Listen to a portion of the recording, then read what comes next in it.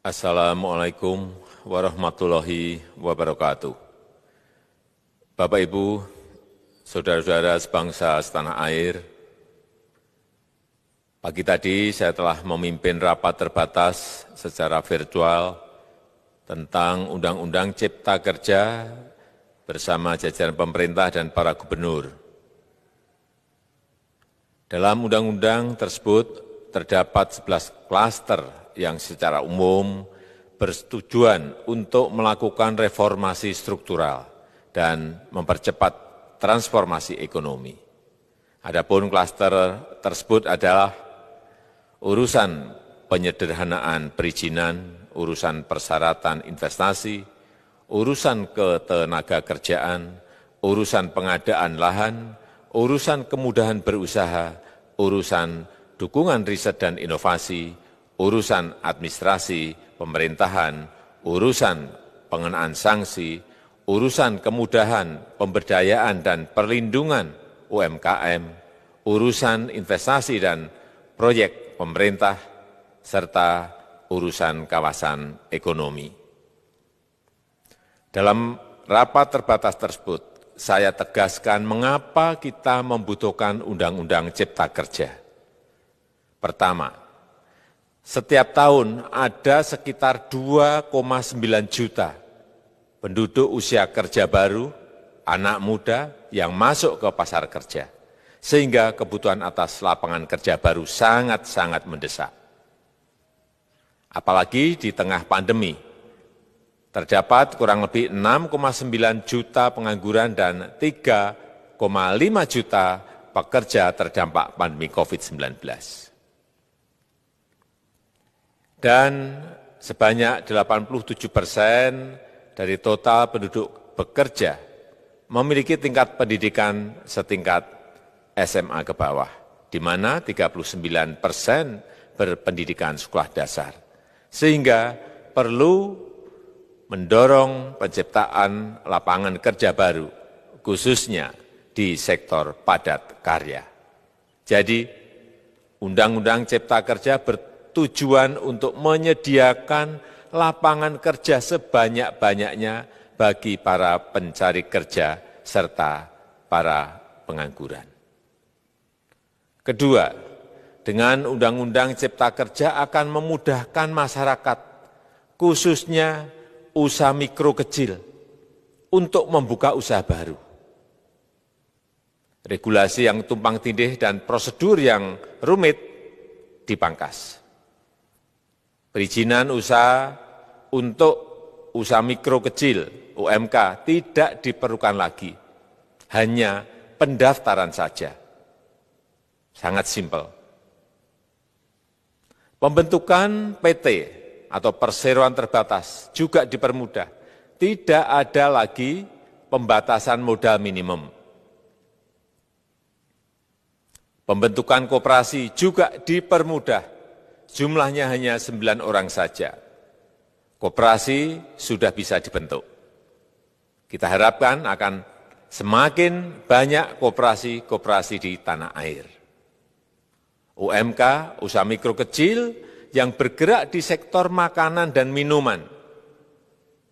Sertifikasi halalnya dibiayai pemerintah. Artinya gratis.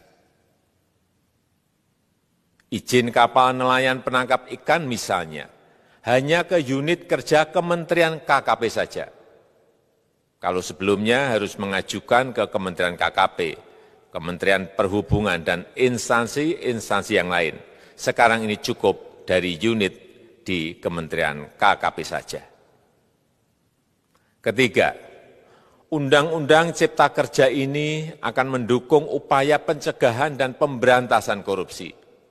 Ini jelas karena dengan menyederhanakan, dengan memotong, dengan mengintegrasikan ke dalam sistem perizinan secara elektronik, maka pungutan liar, pungli dapat dihilangkan.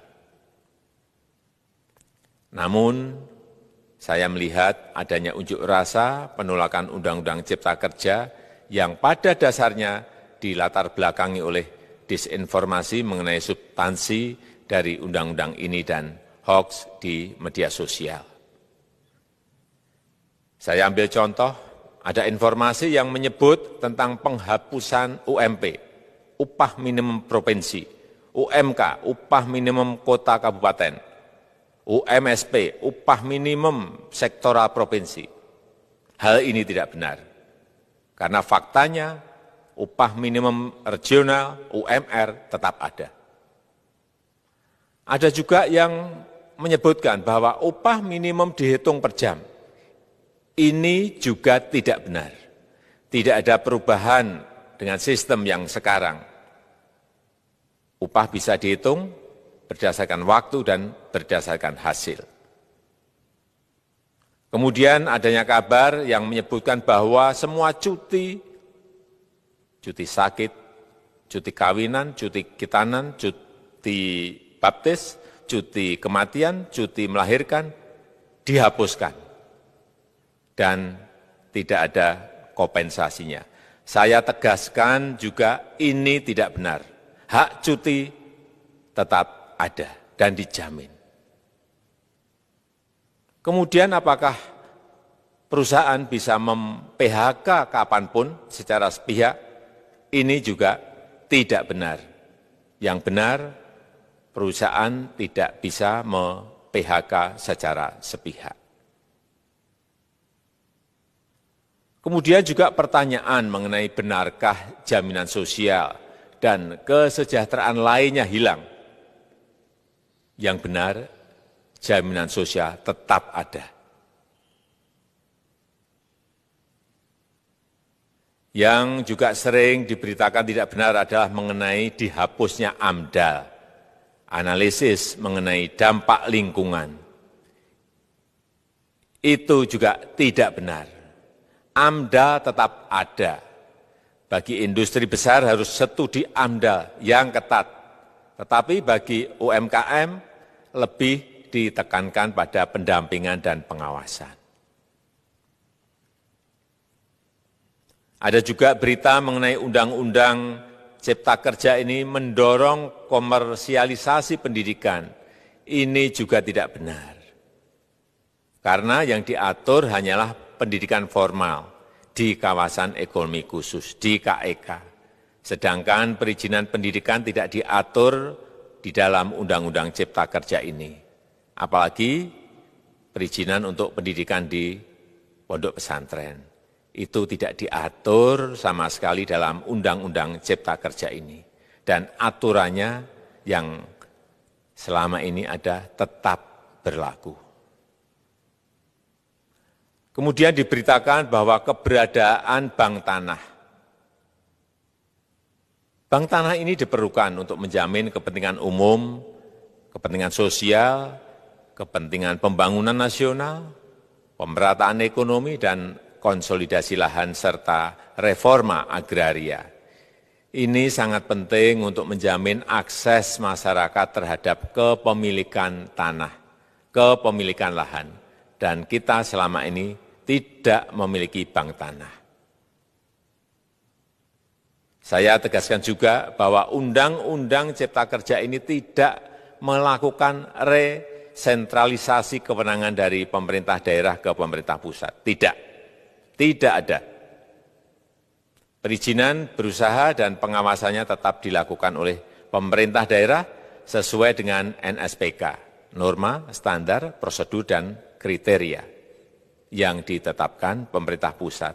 Ini agar dapat tercipta standar pelayanan yang baik di seluruh daerah. Dan penetapan NSPK ini dapat nanti akan diatur di dalam PP atau peraturan pemerintah. Selain itu, kewenangan perizinan untuk non-perizinan berusaha tetap ada di Pemda, sehingga tidak ada perubahan.